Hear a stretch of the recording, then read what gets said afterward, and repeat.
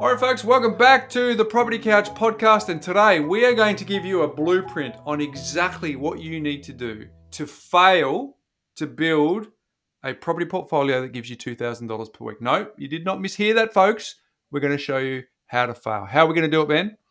Fail, Bryce. Fail in the sense of wrong strategy, fail with the wrong property, fail with the wrong mindset, and fail with the wrong network. It's as simple as that, Bryce. And that's why you need to hang around for the rest of the show.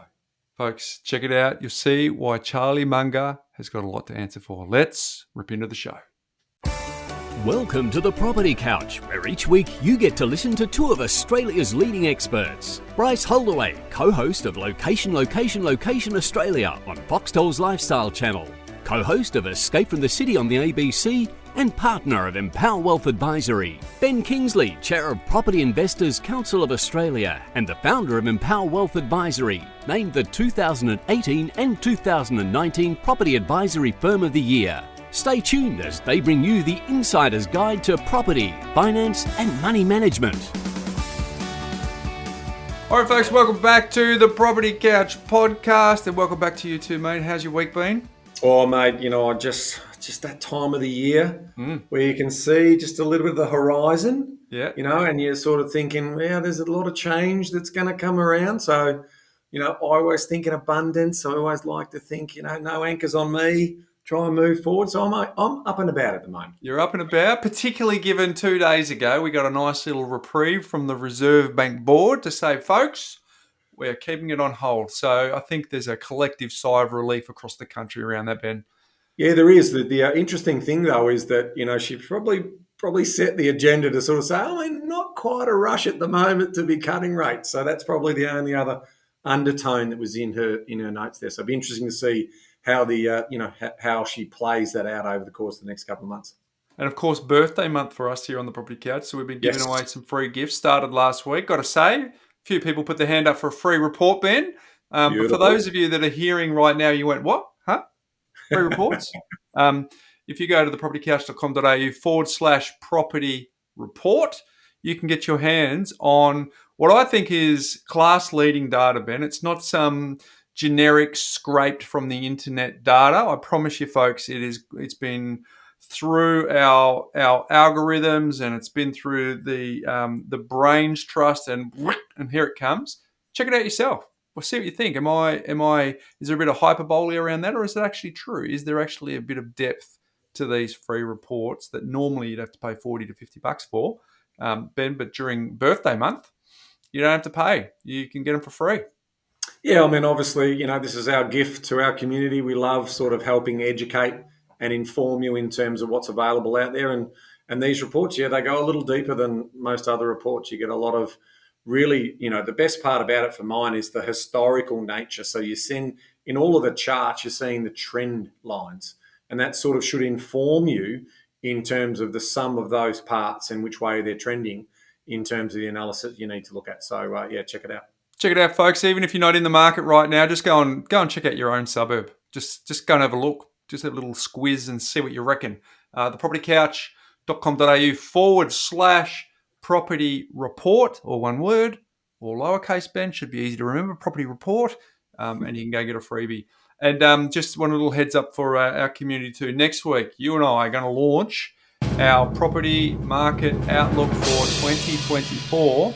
And as part of that outlook, Ben, we're actually going to look in the rear vision mirror. We're going to go back and say, what did we predict in 2023 at the same time last year? And we're going to tell you the bits we got right. We'll be pretty proud about that. We're also going to tell you the bits that we might not have got right, Ben. I can't say the W word. Can't say the W word, but maybe we'll tell you about the bits that we didn't quite get. So for full transparency as well. So stick around for that. Ben, but today's episode is going to be a ripper because we wrote a book, The Armchair Guide to Property Investing. Sub-headline is this: How to Retire on $2,000 a week. Well, guess what, folks? Today's episode is how to fail to retire on $2,000 a week. There you go. We're going to show you how to fail. We're going to show you how not to do it. All will be revealed shortly. But before we get there, Ben, my Mindset Minute theme today is around I think you and I have been having a conversation lately about Stephen Bartlett, Ben, from The Diary of a CEO. He's got a podcast. I watch his some of his episodes on YouTube because he's got a really good production. And I was watching a behind the scenes vlog that he did recently because I'm actually intrigued by the quality of his guests, the level of preparation, the composure that he has in these interviews, despite the incredible demands on his time. He runs several multi-million dollar several multi-million dollar companies. See how that's Yeah, he just does. trained thought there, Ben? But highly successful, in demand. Is on Dragon's Den, lots books, tours, social media, speaking engagements, and I'm like, as you and I are practicing our craft of being interviewers, Ben, I wanted to see what he did, and what I found interesting is I picked up that he has an iPad, and obviously has a Kindle or some version of a book reading app. But then on the other side, he has an Apple Pen, and he's actually scratching down notes. So he's reading the book and scratching down notes immediately. And I thought, because I've got a Kindle, I'm probably more digital, and I listen to the audiobook and read the Kindle at the same time. But I thought, hey, this guy's at an elite level. I'm going to try and implement some of the things that he's doing, Okay. right? Yeah. Because he then gets to write the notes from the book, what he's reading. I'm sure he has part of that as prep for his podcast. So got me thinking about the tiers of return on investment that you get from reading a book. So I come up with a list for folks to ponder, and let me know if you think I've missed anything here, Ben. But so here's what I think the first tier as a return on investment of a book is. Number one, just passive reading. Okay, you read it, you take it in. And Morgan Housel says in one of his blogs that if you can come away with 2 or 3 key concepts from a book and that's all you can remember, that's a pretty good effort. Because in the moment you remember everything, but when life gets on, if you can remember 2 or 3 key concepts, it's good. So that's what happens. First level, passive reading. Second level is highlighting. Okay, so it's a bit more active. Obviously, some bits that you can go back to. Clearly, in the Kindle version, you can go straight to all your highlights and get there straight away. There's another app that merges all your highlights, and you can dish it up as a feed, which is pretty cool. So that's number 2. Third level is taking notes, which on the Kindle I do that, Ben. If something comes up, I hit the word, I write some notes, something I want to remember later. The fourth return on investment is a book where you actually implement the ideas that you've highlighted and taken notes on. And then number 5, Ben, is teach someone, right? So if you've actually read the book and you've passively read it and you've highlighted it, you've taken notes, you've implemented the ideas, the fifth return on investment you get from a book is to teach someone, because it's in the teaching, as you and I know very well through 480 episodes of this podcast, that it's in the teaching where you sharpen your focus and make sure that not only did you catch what was in the book, but you've had to be able to filter it through and be able to explain it in a way that someone else understands. So, Ben, 5 return on investments that I see, 5 tiers of return on investment for a book. Did I miss anything? No, I think it's a great list. Maybe just if I have to add one to it, I'd probably just say it's a return resource. In other words, you can, whether it's an audio book or whether it's a physical book, you can go back to it. So basically, you can circle back if you need to as well. So I like it. That's about it. But otherwise, I love it. I love the list.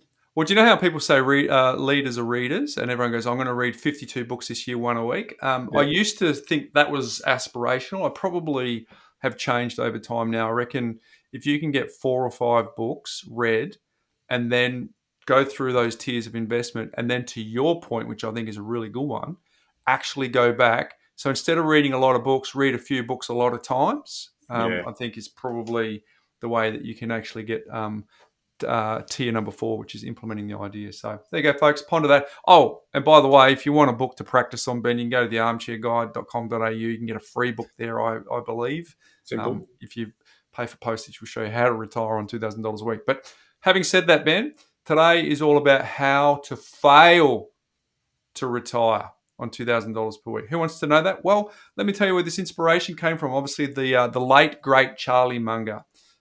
This episode is brought to you by him and his preference for inverted thinking, because he was inspired by an algebraist, Carl Jacobi, who said, invert, always invert, right? So he was so influenced by Jacobi that he sought good judgment mostly by collecting instances of bad judgment then pondering ways to avoid such outcomes. It's really, really critical thinking. Clever. And I loved it. So I thought, let's use that as an inspiration for how our listeners, as they set up for 2024, if they follow the advice that we're about to share in this episode, and we're going to have a bit of fun with it, we can guarantee that they'll fail this year. So here's a surefire way, folks. So rip in. And so the way that you get property investing and setting yourself up for success right is you need the right strategy, the right property, the right mindset, and the right network, right? Get a combination of those four, it's superpower. Well, Very superpower. clearly, we better show you what the wrong strategy is. So, Ben, we're going to kick it off, all right? All Under right. the category of what the Let's wrong... have some fun with this, Bryce. Let's have some fun. Yeah, you bet we are. So, wrong strategies is number one is here's how you fail, Ben. You sell now whilst the headlines are saying that times are tough. That is something that everyone should do because it's clearly following the crowd and making sure that if it's in black and white or it's got some clickbait and it says you should sell, Ben, you should follow it. So I think that's good advice. Tough times, tough times. You know, we see it all the time. It's going to be tough times. I'm going to panic. I'm going to sell. I'm not going to look at my situation. Yeah, I can't see why you wouldn't follow that advice, Bryce. Like, why wouldn't you just nothing? You know, everything lasts forever, doesn't it? I mean, nothing changes. You know, everything's just static. So there won't be any passing of this economic cycle. There won't be interest rates will never come back down. So yeah, I think it's a great idea. Why don't we just sell, tough times? There you go, folks. First tip from us is sell now whilst all the headlines are saying the times are tough. Number two is I want you to this one's really important. So I want you to lean in on this one, but I want you to wait until the crowds come back before you make a move, because that'll be confirmation, Ben. I don't want anyone to sort of look around the corner and go, interest rates are more likely to go down towards the end of the year on clearly a couple of years of limited stock. And so what I would prefer to do is not buy now whilst conditions seem relatively more straightforward. Not saying easy, Ben, because our team on the ground knows it's not straightforward now. But I'd prefer you to just wait so that not only can you pay more, you can increase your stress levels, increase your anxiety level, and then what happens, Ben, is because you get frustrated on missing out on a number of properties in a row, then you'll buy a rebound property. You'll just go, stuff it. I'll just buy whatever I can put my hands on because everyone is in flow and wants to buy. So therefore, very, very important that you wait until the crowds come back, Ben. Third thing I want you to do is I want you to put your head in the sand. I'd love for you to not think about where the future might be. I'd love for you to not think about the fact that in 2024, clearly interest rates are a bit high. Stage 3 tax cuts are being played with. The Labor Party can't rule out whether they're going to touch with negative gearing, all that sort of stuff. I just want you to just focus only on the here and now. I don't want you to focus 10 years from now. I don't want you to focus 20 years from now. I don't want you to focus 30 years from now, because a solid exit strategy is not important. And look, who plans for the end when you're just starting anyway, Ben? Like, just go with the flow, Bryce. Like, why would I want to plan for anything? I mean, I'm just making moves. I'm spontaneous. It's just why would there be any value in doing anything like that? I'm struggling to understand what you're talking about, Bryce. I hear you, mate. I hear you. Hey, give us number 4, Ben, because I reckon you'll relate to this one. Well, you leave it up to the government, Bryce, to look after your retirement. I mean, let's face it. I mean, all we need to do is they just need to keep giving us money, cutting us checks, throwing all the services, keep printing money, keep racking up deficits, and the government absolutely are going to take care of us. You know, that's their job. I mean, they just do such great work. I mean, you know, they're efficient in everything they do. You know, they never go over their plans of timeline and delivery or cost. They've just got it together, our government. And so why would I need to be self-retiring when I've got the government as my safety net? So, that's what I'm going to do. I'm just going to I'm not going to leave it to chance. I'm going to leave it to the government to look after it. They're incredible stewards of money, Ben. They are incredible stewards of money. And here's what we do have faith in the government is they won't change the rules. So therefore you have... I know they just changed the rules recently No, with no, Bryce, stage but three that's a tax funds, one-off. It's a and one-off. I know It's not just any government. and before that last year, I know they tinkered with the super rules as well, Ben. So, Yeah, and I know Tony Abbott was never going to cut funding to the ABC or SBS, or wherever the tax cuts were not going to be in. Yeah, so we're heading into very, very dangerous territory here, Ben. So we might pull the handbrake on where we're going on this. But yeah, uh, both sides of politics hopeless. both sides Yep. of politics, yeah. But number four, Ben, I love it. Leave it to the government to look after your retirement. Just save your way to retirement is probably the summary of that one. Save your way and hope for the government.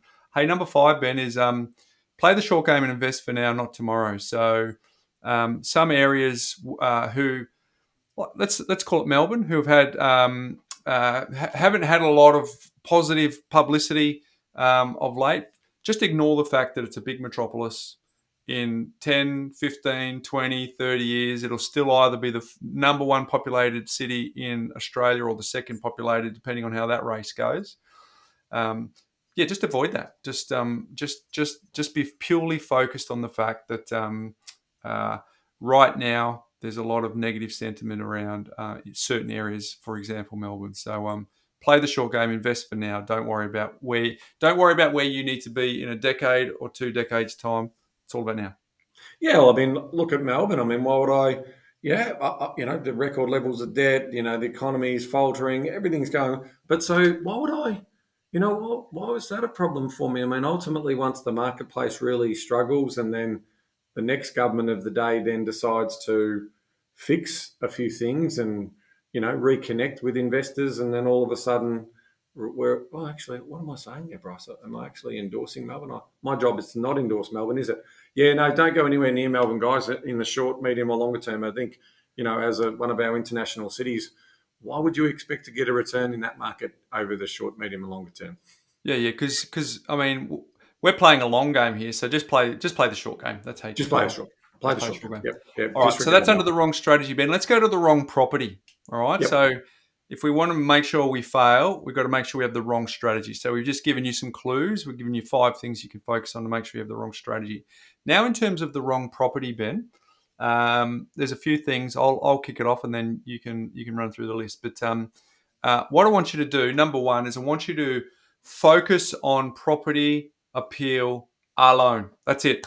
What I want you to do is have location as a guide only. In fact, probably just focus on the fact that it's a television show. Don't worry about it having any sort of meaningful thesis in the investment landscape, because location really is probably a little overrated.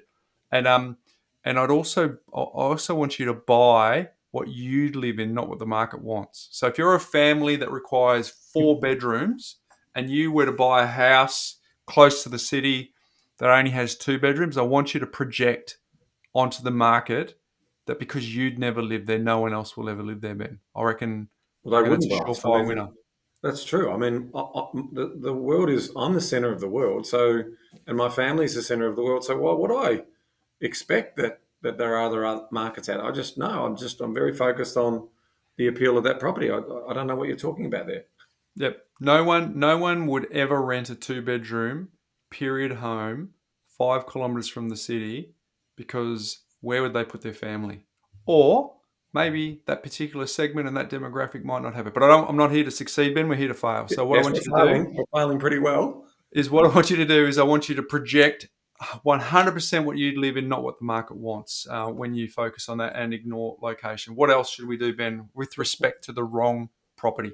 Well, speaking of ignoring things, Bryce, scarcity really has no value. Like like in terms of things that have envy and status related, they have no value. I mean, mate, a handbag's a handbag, a car's a car, a house is a house, a boat is a boat. So there's, I don't know what you're talking about. I don't. Status is overrated. That happens in Europe. There's no status in Australia. Surely we don't want to be individualistic. We don't want to live in unique property, do we?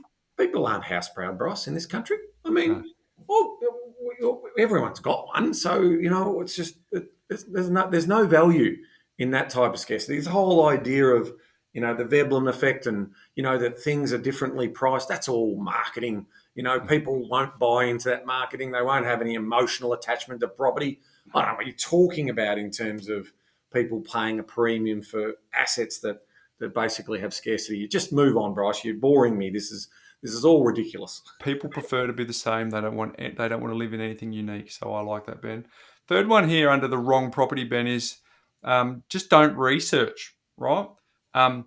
Impulsive decision making ensures you won't get bored. Imagine the excitement that you can get from just throwing a dart and just buying whatever the dart lands on. Just random chance, random choice. I mean, we all live in a house. Surely we know, we should know property investing inside out because we live in a house, Ben, or no, we live in a dwelling. Sorry, we all live in a dwelling.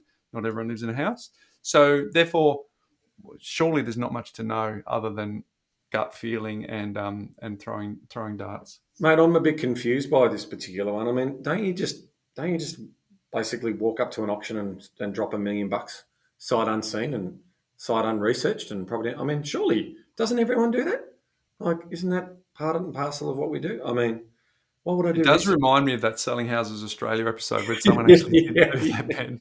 Well, they might have had 20 million behind them, so spending one of that is certainly.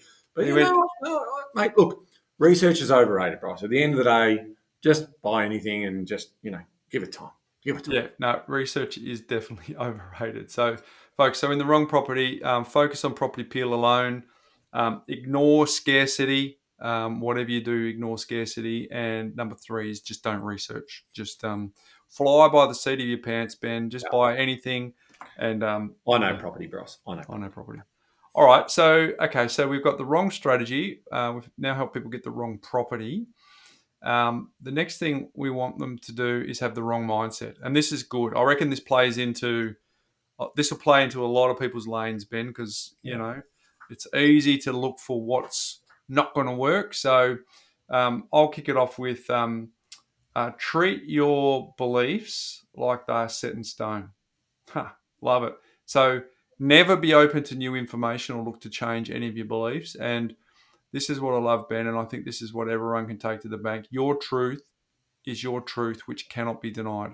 If it's actually a reality to you, it's a reality to everyone in the marketplace, so therefore it must be true. Based in fact, Bryce. What are you talking about? It's it's not fake news. It's my news. It's everything. It's absolutely all about. I've done my research. It's all based in fact. Don't tell me that I'm wrong. I mean, it's my truth. Yeah. I mean, it's seeing is believing. So I'm that's it. So I don't have any other views on that. We just need to move on. I mean, ultimately, my mindset's strong. I know exactly everything about everything. I'll just move on. Yeah. So, folks, treat your beliefs like they have no movement whatsoever. Ben, what's the next one? Next one is one of my favourites, Bryce. It's like procrastination. I mean, obviously, I don't suffer from it, right? Like, ultimately, I'm just a mover and a shaker. I'm just, everything in terms of perfection. I'm just going to move through that and find the best thing I can possibly find. So I just, don't want to know. If I can't find it, well, I'm just going to keep waiting because it's coming. It's coming, right? I've only been looking for 48 months, but I'm close. I'm close to buying that property. I'm close. I just know the next one I reject brings me a little bit closer to the one that I'll reject afterwards. In terms of that, and time's not important for us. I mean, I've got all the time in the world. I don't need to worry about the impact of time, cost of money. I don't need to understand the power of compounding. I don't. It's all good. I'm just looking for that perfect property. So I'm happy to procrastinate. One of my favourite stories in the business, Ben, is one of our advisors, Joel, received an email from a client, came in, wanted to talk about getting a plan, and said, I think it was along the lines of, "Hey, listen, I reckon I should do this. If I don't do it in a year's time, you can have the keys to my future." I've butchered that a little bit, but it was pretty much saying, "Hey, good." 5 years later, sends an email to Joel and says, "Mate, it's been 5 years. It hasn't been 12 months. I think I better give you the keys now to my future." But I know we're having some fun and we're playing in this episode. But it's it really is astonishing the amount of opportunities that we find to procrastinate. So I'm obviously just taking a little side note here because it is the number one derailer of success, bar none. It's Is uncomfortable listening, isn't it? I mean, it's Yeah, uncomfortable for you and me to basically work through these and say these things out of our mouths. I mean, of course, we're doing it all in jest and and sarcasm, but it's just uncomfortable because it just doesn't feel right in terms yeah, of But if that's the response you're also getting halfway through, what we're doing here is like, yep, because we all do. I mean, I still have procrastination from time to time on a few things. So, but it's just trying to let you know this is how you fail. So you've yeah, got to be able to overcome these things, and that's the power of a right mindset. yeah. Taking action.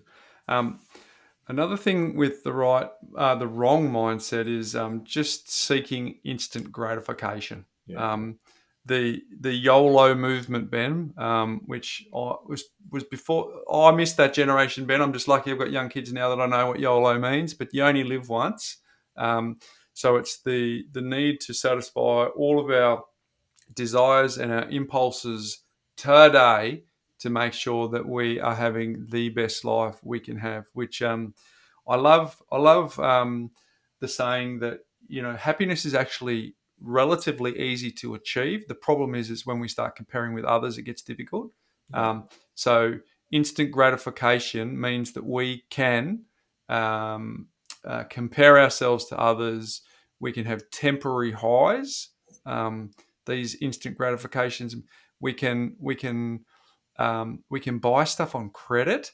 Um, we can buy fast cars on credit. We can buy we can actually frame up holidays and just continually go on holidays and get the filters right and the frames right within the photo so that we can put it on Instagram so that people can see what that looks like. So that's really where I want people to lean in on the instant gratification. Try and impress as many people as you possibly can about the perception of your life.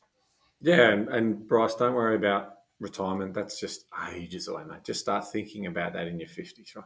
Yeah, There's no material value in the power of time and compound. I mean, no. it's just dismiss the one of the superpowers of the world. Just ignore it completely. Just start when you're 50. What so to that point, Ben, what would Warren Buffett know? Like if you Yeah, ignore the fact that he's worth 120 billion, put that aside, what would he know? He says that compound growth is the eighth wonder of the world. And so what authority does he have to speak that over people? Like no idea. You tell me. there, there's a bit of lack of responsibility because he may influence a number of people, and if he says that, people might believe him. And Yeah. Well, we're if here to they fail, Bryce. So if they let's not take it to believe heart, they won't be able to fail. So there you go, folks. For the wrong mindset, treat your beliefs like they are set in stone. Procrastinate, procrastinate, procrastinate, and seek instant gratification. They are three ways that you can ensure that your mindset will set you up to fail to achieve $2,000 per week. All right, Ben.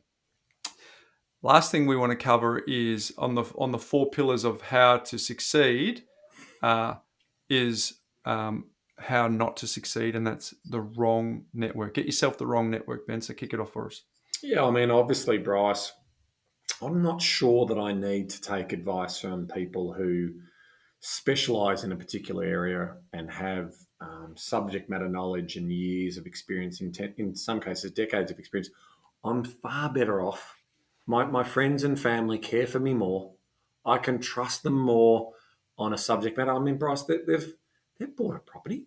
My mum and dad have bought a couple of properties. I think they've bought two properties ever since I've been alive for my 53 years or whatever it is. So they've got experience. They've got runs on the board. I'm sure they've got some good advice for me. So I'm just going to listen to them. I just don't understand this whole concept that experience advice is worth money. There's just how do I reconcile that? I just don't understand. So, and finally, Bryce, my mates, they got my back. Right, they're the people. They love me. They don't want to see They've me had your back fail. since you're in primary school, mate. Why would they stop Yeah, having your back now? that's right. So Yeah. I just don't. So I'm just gonna look. I'm gonna bypass all of the knowledge that's out there, and I'm just gonna trust my mates, my mum and dad, my family members, and my gut in terms of how I take this forward. And that's how I'll that's how I'll roll. Because what would help here is if you ignore the fact that people don't want the best version of you, what they want the best version of you that serves them. So if you ignore that, that'll be helpful. And if you ignore the fact that people want, they really want you to do well, they just don't want you to do better than them. So if you keep those two mantras in mind, that'll help you with knowing that you should always be relying on your mates to give you the best advice. So family and friends, take advice from them. So that's number one. Number two is this is a big one for me to ensure that we achieve the goal of failing is self-manage your properties. Because property management is a bit overrated because really all it is collecting rent. There is I know the property managers talk about what it takes to find the right tenant and all the databases and all the legislation they need to be across and the paperwork and the timing and the ramifications and trying to get a tenant. I know they talk a big game around that, but let's be honest. I could probably put an ad up myself to find a tenant, and I appreciate I have a job and a family and a life, but I could probably find time to go and screen the tenants, show them through, and then once all that's done, they just put the money in the bank account anyway, right? So Cut out the middleman, mate. Cut out the middleman. why wouldn't you cut out the middleman? Why would you believe the propaganda that the property management industry talks about, how there's a whole ton of stuff that they do outside of just collecting the rent? Why would you believe that? Because you can save anywhere between 6 and 9% of the amount of rent that you get, and put that back into your pocket. So I reckon it's better to save the money. And if you can collect the rent yourself, and I'm staggered if you could find a reason why you would get a property manager to manage your property. But Bryce, you're right. I mean, like the property you're talking about in this fictitious story is like it's only 6 months old. What could actually go wrong? I mean, it's not like a water pipe might burst under pressure whilst you're away, or the tenants are away, and thousands of litres of water might start from the top story and roll down into your second or bottom story. And obviously, when the tenants get home and they need emergency care, you're right on it, aren't you? Like you're going to drop everything. You're going to make sure that you send the emergency plumbers there who, I mean, you have them on your Rolodex, right? You know, you can call up straight away, who because of the volume of jobs that you give them, they're going to answer it. Yeah, that's right. You've got good networks of tradies and all that. So, yeah, I can't see that being a problem for you at all, mate. So beautiful. And then the last one here we want to cover under wrong network, and we could go for a while on this, let's be honest. But I want you to neglect the importance of building inspections, right?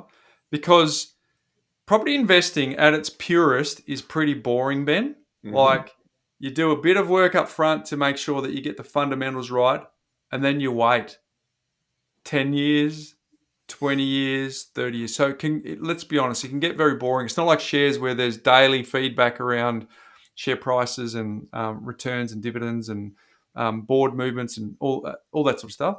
Property can be highly boring. So what I love about neglecting the importance of building inspections is surprises are what makes property ownership finally exciting. Like it just breaks you out of the slow, mundane boredom of just accumulating properties for their long-term benefits, right? So finally we get some adrenaline, because when you settle and then you realize that the properties need restumping, or you realize that there's a wall that really is at a critical stage, or there was some little mates in the roof that were hungry and having a little chomp on the wood, or sort of foundations, like that is where the adrenaline lives, Ben, right there. When you find out those after you settle. Mate, I walked through the property.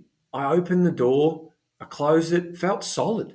Like, what do you? I'm a bit confused. Like, what can actually go wrong? Like, what are they going to find that my eyes couldn't see? Like, the plasterboard. Like, I don't care what's behind the plasterboard. Like at the end of the day, there's a roof. Doesn't look like it's leaking. And doors open and close. Taps run. I'm sorry, mate. What are you telling me that's not all I need to know? Mate, that is to fail. That is all you need to know, mate. And let's be honest. Those TV shows, come on, how hard can it be? Like, do-it-yourself renovating looks pretty Like they easy. do it in 30 minutes and there's Yeah, ads. yeah. Like, I mean, how hard can it be? There's Mate, it ads. looks They've got pretty to, easy. It looks pretty easy. Like, I mean, just because they get some tradies come on the show because they are playing a bigger game and they want the exposure that comes from playing the bigger game, so therefore they make problems go away really quickly. And there's people behind the scenes that help make sure that's it's irrelevant. It is super easy to renovate. So if Ben, you do finally get some adrenaline that comes from property ownership, and you're woken out of the boredom slumber of get rich slow, and you do get a nice little surprise. Um, this is how you get that that hands on, roll your sleeves up, go and renovate because it can't be that hard. Bryce, I mean, these are very simple ways in which you can set yourself up for failure. And so it's, as I said earlier, it's just difficult to talk about them because you want to just invert them to the I right do. way. I naturally just want to. I actually want to balance it, but it's actually super hard to stay committed. But Yeah, no, well, well, we've yeah, we've given a tried our blueprint. cynicism right through. But look, it is uncomfortable listening. And if it felt like I'm not getting any value out of that, it's because there is some truth to all of these things that we sometimes all do from time to time that we've just got to make sure we snap ourselves out of. Because what Bryce has just done there, invert everything into the right order, and you would have a really nice checklist in terms of the things that you should be doing as opposed to the things you've done. So I just love what you've done with a bit of fun in terms of how we've unpacked this framework. It's been lots of fun. And it doesn't take much for you to roll your sleeves up and get pumped Oh, I and can be the cynical as the best man next to get me, your right? cynical voice on, which was always good. So there you go, folks. The wrong strategy is sell now, wait for the crowds, put your head in the sand, leave it to the government, and play the short game, not the long game. To get the wrong property, what you need to do is focus on property appeal alone, ignore scarcity, and just do not research. When it comes to mindset, what I want you to do is treat your beliefs like they are set in stone. Procrastinate as much as you possibly can, and also seek instant gratification. And as far as the people and the networks and the humans that you have, don't ignore that. Just Lone Ranger. Try and make sure you do it as best you can on your own. So don't take advice. Take advice from your family and friends. Self-manage your properties and neglect the importance of building inspection. So there you have it, folks. There is our list to ensure that you do fail to build a property portfolio this year. I've got a big one, Bryce. Also, do you mind if I just add it to the bottom? Yeah, It's go. not it's something we often don't talk a lot about, but so I'll throw it in there. But the other way you guarantee yourself of failing is just don't take action. Yeah. 100%. That's procrastinate That 101, is isn't it? procrastination right there. Yeah. So, folks, clearly at the beginning I launched the Charlie Munger was the inspiration, but I did a video, Ben, on how to fail to build a multi-million dollar property portfolio. It was the first Yep. presentation I ever did when For you our and group. I got together back in Yeah. 2012. It's on our YouTube channel. You can go and check it out. It is by far the most watched video we have ever produced, which makes me feel warm and fuzzy on the inside, Ben. But if I take away my ego, it's because we had the word fail in the title. How to fail. So everyone wants to know how to fail. So it's kind of a combination of Charlie Munger inverted thinking and also knowing that there is a little bit of rubbernecking that we all want to do at certain times that sort of suggests, okay, give us a little peek over the fence on what failure looks like. And so hopefully, folks, we just had a little fun along the way on how you can fail. Now, good news is next week we're going to pivot, Ben. We're going to go back into the lane that we feel pretty comfortable in. Yes. And that's showing people how to succeed. So as I said at the top of the show, we're going to do our property market outlook for 2024. We do this at roughly the same time each year, sometime in the first 2-3 weeks of February, once we can see some data and get a bit of a read on the market after everyone comes back from the long weekend. We are keen to do that. So, folks, stick around for that.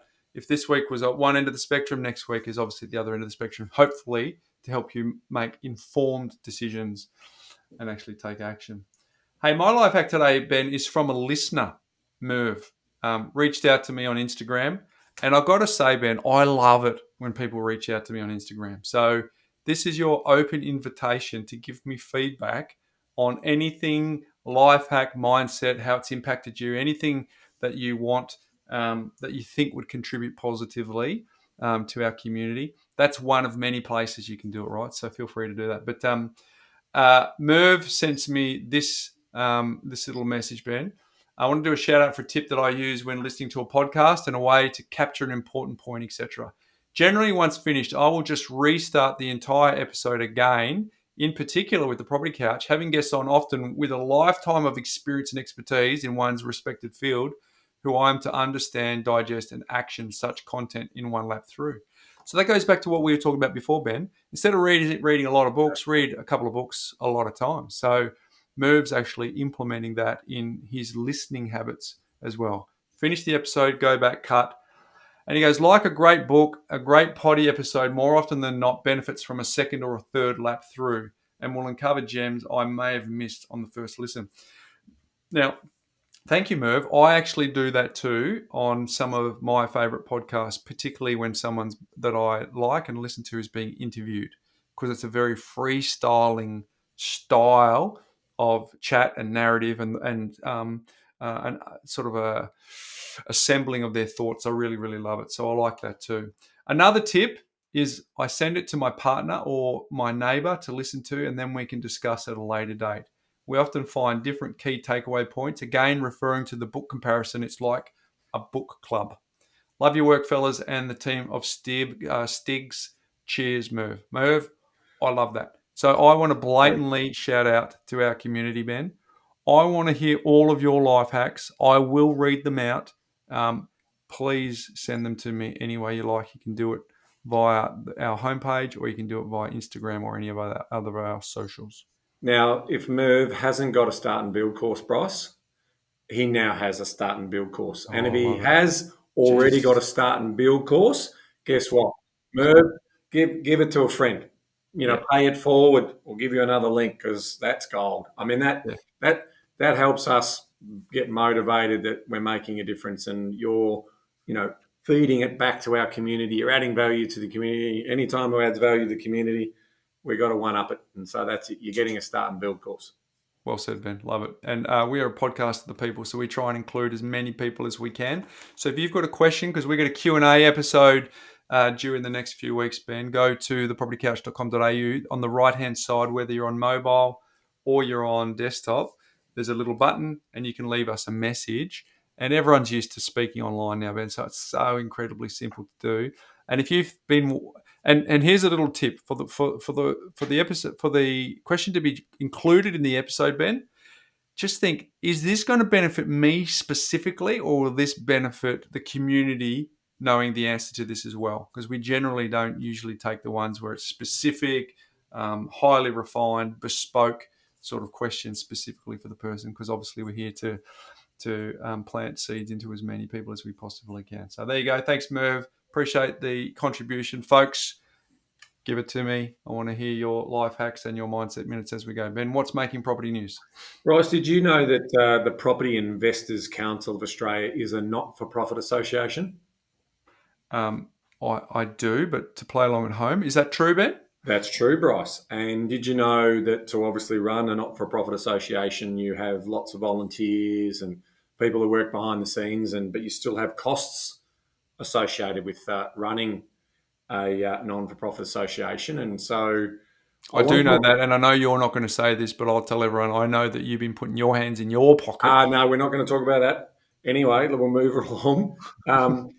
So we've got a bit of a challenge, and so I'm absolutely reaching out to the community for a little bit of help, because for the association to do the work that it does in terms of advocating and putting a case forward for property investors, especially to government and regulators at this difficult time of a rental crisis, we require funds. Now, of course, $5 for a year's membership and $20 for a 5-year membership. If we don't continue to get some of those members coming on, it does make it very difficult because we always have fixed costs in terms of technology and managing the membership platform and managing the CRM and that sort of thing. So I'm making a shout out based on this point, right? I mean, it's got to be what's in it for me. I get it. So I'm trying to sort of build it up to the story that I want to tell here. And that is that based on the decision of this government, and I want to stress here that Liberal government have backflipped and lied on, during elections as well as, so I put them all in the same bucket in terms of can't be trusted. That's helpful. And, Every political that's party's in what I this was saying great. about Tony Abbott All right. before. He absolutely got up in front of an election, I think it was 2013, and just basically told untruths or lied about things that he wouldn't do that he eventually did. So it happens, right?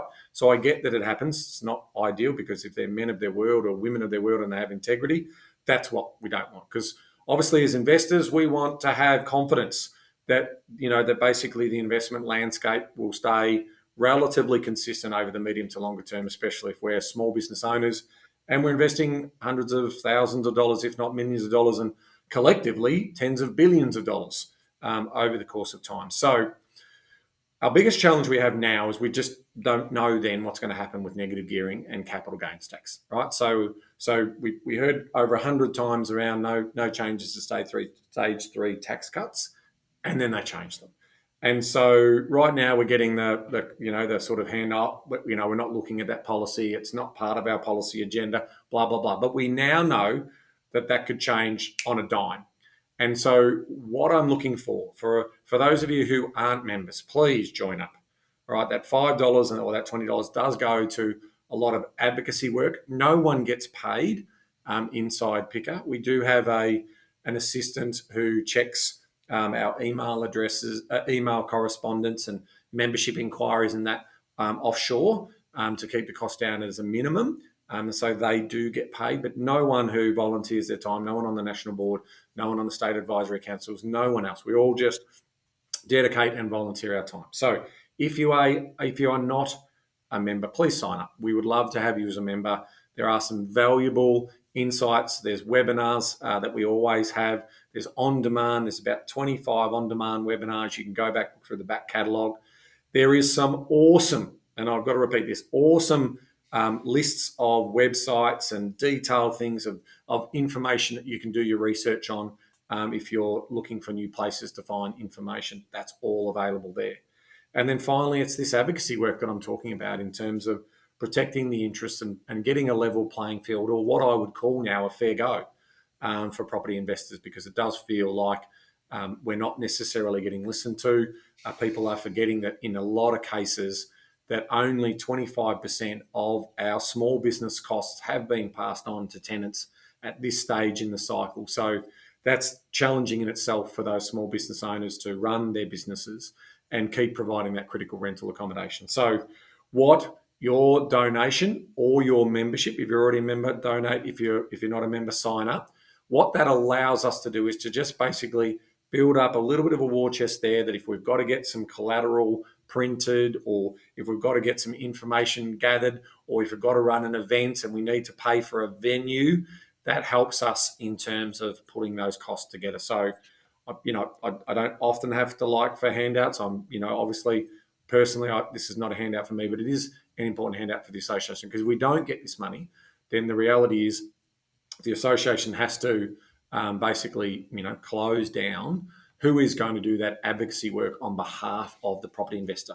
We do have, obviously, peak associations for trade, and they do a brilliant job in terms of PIPA, but I'm talking to all of us individual property investors. That's who we are the voice of. So if there's any money you can spare, and I know times are tough, so I'm only asking for what you can spare, but I would appreciate it if you can give us a little bit of a kick along, so we can pay some of our outstanding bills and we can keep the association alive. Ben, give us 3 simple steps. So we go to the Picker website, number 1. Number 2, we click on the button that says become a member. Membership or donate. You click on the button, and then basically you follow the cart, the Close the cart.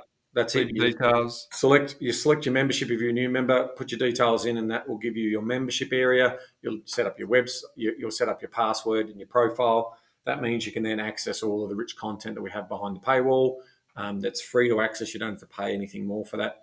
And then, if you're a member and you can donate $20, that is awesome. That will just kick us along for another year. We don't need a lot. We run on the smell of an oily rag. It costs us about $8,500 with all of the insurances and all of the other stuff that we have, to about $10,000 a year to run.